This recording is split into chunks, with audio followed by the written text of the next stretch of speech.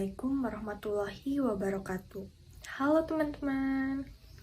Perkenalkan, nama saya Puri Handayani, NPM 205040023, Program Studi Pendidikan Biologi Universitas Pasundan. Setiap waktu kita bernapas menghirup udara segar. Kita memasukkan udara lewat hidung, kemudian menghembuskannya kembali lewat hidung atau mulut. Kira-kira seperti apa ya proses pada saat udara keluar dan udara masuk dari tubuh kita? Kita akan mempelajarinya pada video kali ini. Jadi di video kali ini kita akan mempelajari sistem pernapasan. Simak terus videonya ya. Nah teman-teman, seperti yang kita tahu, bernapas adalah proses memasukkan oksigen ke dalam tubuh dan mengeluarkan karbon dioksida dan uap air dari dalam tubuh. Sistem pernapasan terdiri dari organ-organ pernapasan, yaitu rongga hidung, faring, laring, tenggorokan atau trakea, bronkus, bronkiolus, alveolus, dan paru-paru. Mari kita bahas satu persatu struktur dan fungsinya masing-masing. Yang pertama, rongga hidung. Rongga hidung merupakan tempat masuknya udara dari luar. Rongga hidung selalu lembab karena adanya lendir. Di dalam rongga hidung juga terdapat tulang hidung, serabut saraf pembau atau olfaktori, serabut saraf ke otak, dan rambut-rambut halus atau silia saraf pembau. Selaput lendir dan silia berfungsi untuk menyaring debu dan kotoran yang masuk ke hidung, mengatur suhu udara, dan mengenali bau yang melalui saraf olfaktori. Pernapasan kedua yaitu faring. Udara dari rongga hidung masuk ke dalam faring, di mana faring merupakan persimpangan antara rongga hidung ke tenggorokan atau saluran pernapasan dan rongga hidung ke tenggorokan atau saluran pencernaan. Pada bagian belakang faring terdapat laring. Berikutnya ada laring. Laring terdapat pita suara dan epiglotis atau katup pangkal tenggorokan. Pada bagian bawah epiglotis terdapat tulang rawan tiroid yang membentuk jakun yang lebih tampak pada laki-laki dibanding dengan perempuan. Selanjutnya ada trakea. Trakea berbentuk seperti pipa dengan panjang kurang lebih 10 cm. Trakea bercabang dua dalam paru-paru membentuk bronkus. Dinding trakea dibagi menjadi tiga, yaitu jaringan terluar terdiri dari jaringan ikat, jaringan tengah terdiri dari otot polos dan cincin tulang rawan.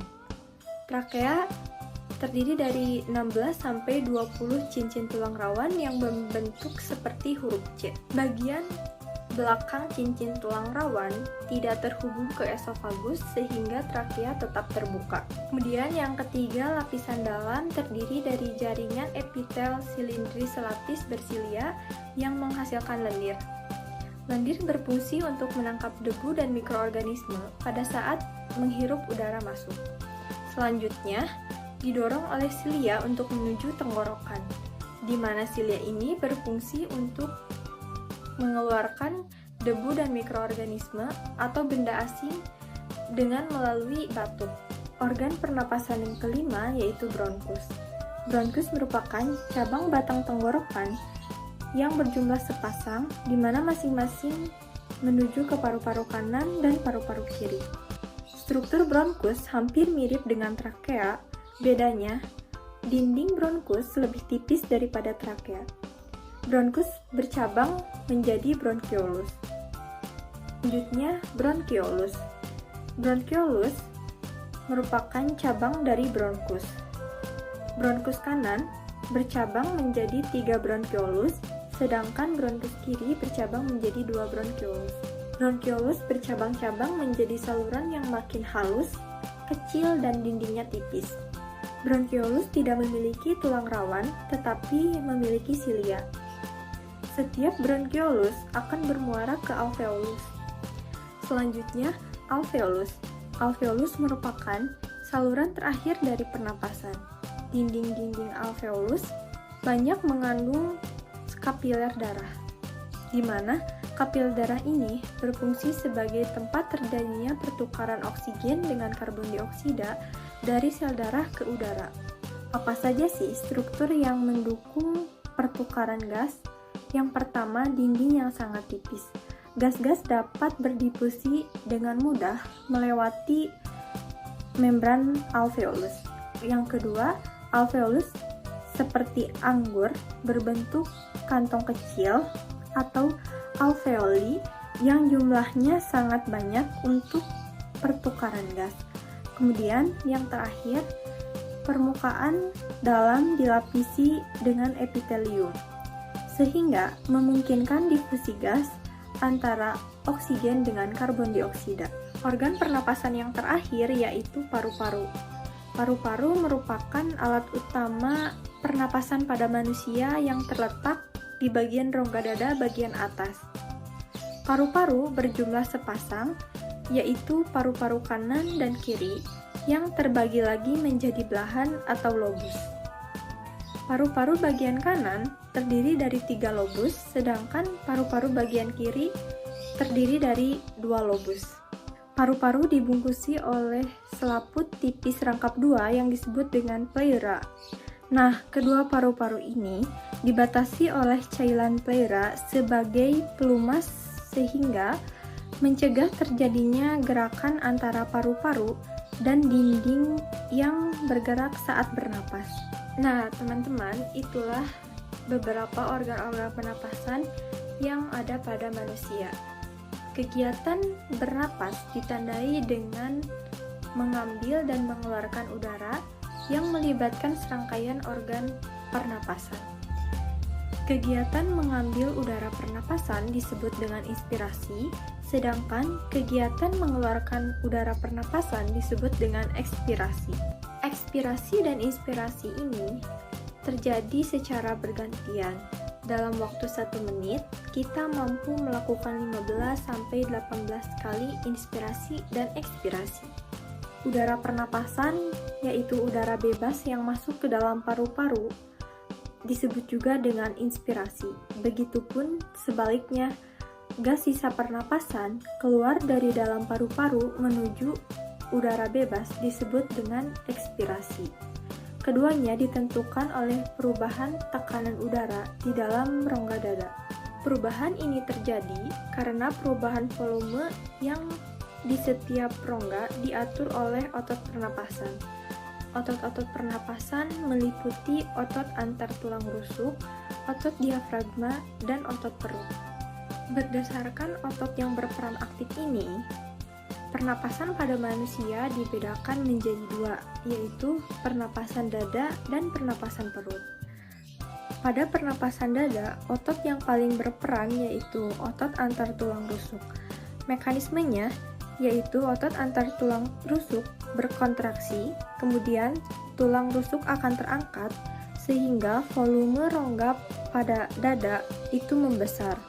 Lalu tekanan udara di luar lebih tinggi daripada di dalam rongga tubuh, kemudian udara masuk ke dalam paru-paru. Begitupun sebaliknya dengan ekspirasi, mekanismenya yaitu otot antar tulang rusuk relaksasi, kemudian tulang rusuk menurun sehingga volume rongga dada mengecil, lalu tekanan udara di dalam tubuh lebih tinggi daripada di luar tubuh, lalu udara masuk keluar tubuh.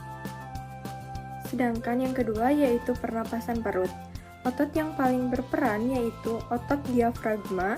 Dengan mekanismenya, pada saat inspirasi, otot antar diafragma berkontraksi, kemudian diafragma mendatar, lalu volume rongga dada ini membesar sehingga tekanan udara dalam rongga dada mengecil, lalu udara masuk ke dalam paru-paru. Sedangkan pada ekspirasi yaitu otot antar diafragma relaksasi, diafragma mencekung sehingga volume rongga dada mengecil, lalu tekanan udara dalam rongga dada meningkat dan udara keluar dari paru-paru. Nah, teman-teman sekarang sudah bisa membedakan antara pernapasan dada dan pernapasan perut. Pada pernapasan berlangsung, proses pertukaran gas terjadi melalui dua tahap, yaitu pernapasan eksternal atau luar dan pernapasan internal atau dalam. Pada pernapasan eksternal, karbon dioksida akan meninggalkan darah dan oksigen akan masuk ke dalam darah secara berdifusi. Sedangkan pada pernapasan internal atau pernapasan dalam, karbon dioksida akan masuk ke dalam darah dan oksigen akan berdifusi ke jaringan tubuh. Pernapasan eksternal merupakan pernapasan gas yang terjadi di paru-paru atau alveolus. Hemoglobin mengikat oksigen membentuk oksihemoglobin, sehingga terjadi reaksi kimia yaitu Hb ditambah oksigen menjadi HbO2. Sedangkan pernapasan internal atau pernapasan dalam yaitu pertukaran gas yang terjadi di dalam jaringan tubuh. Oksigen melepas ikatan dengan hemoglobin yang berdifusi masuk ke jaringan tubuh, sehingga terjadi reaksi kimia yaitu HbO2 menjadi Hb ditambah oksigen. Setelah datang ke dalam tubuh, pertukaran zat terjadi di mitokondria. Oksigen akan bereaksi dengan molekul makanan atau glukosa sehingga dapat menghasilkan energi atau ATP, kemudian menghasilkan karbon dioksida dan air. Ada yang tahu nggak proses pengangkutan CO2? Nah, teman-teman, dalam keadaan biasa, tubuh manusia menghasilkan 200 ml CO2 per hari. Tapi, tidak semua CO2 diangkat dari paru-paru ke udara bebas. Darah yang melewati paru-paru hanya 10% CO2 dapat dibebaskan, sedangkan 90% akan bertahan dalam bentuk ion bikarbonat untuk menjaga pH darah. Proses pengangkutan CO2 melalui dengan beberapa tahap, yaitu yang pertama, karbon dioksida larut dalam plasma dan membentuk asam karbonat H2CO3. Kemudian, karbon dioksida akan berikatan dengan hemoglobin membentuk karbaminohemoglobin, dan yang terakhir, karbon dioksida akan terikat dengan ion bikarbonat HCO3 melalui pertukaran klorida sebanyak 70% dari seluruh CO2. Secara garis besar, udara yang digunakan untuk bernapas terdiri dari 6 jenis, sesuai dengan grafik volume udara pernapasan di pinggir. Pada bagian yang ditunjukkan dengan huruf A, itu merupakan volume komplementer atau disebut juga dengan udara cadangan inspirasi, yaitu udara yang masih bisa dimasukkan ke dalam paru-paru secara maksimal setelah inspirasi biasa. Jumlahnya 1500 cc atau 1500 ml. Bagian B, volume tidal atau udara yang keluar masuk pada pernapasan biasa dengan jumlah volumenya 500 ml.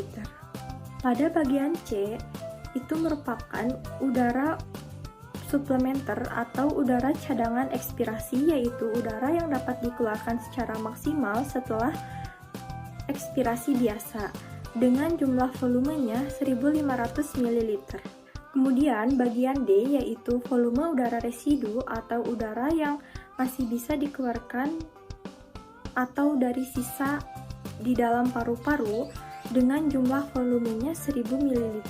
Kemudian yang bagian E yaitu kapasitas volume vital, yaitu udara yang dikeluarkan semaksimal mungkin setelah inspirasi maksimal dengan volume penjumlahan, yaitu total dari volume tidal, komplementer dan suplementer yaitu 3500 ml. Dan F yaitu volume total paru-paru yang terdiri dari volume kapasitas vital dan residu dengan jumlahnya 4000 ml. Demikianlah pembahasan mengenai materi sistem pernapasan.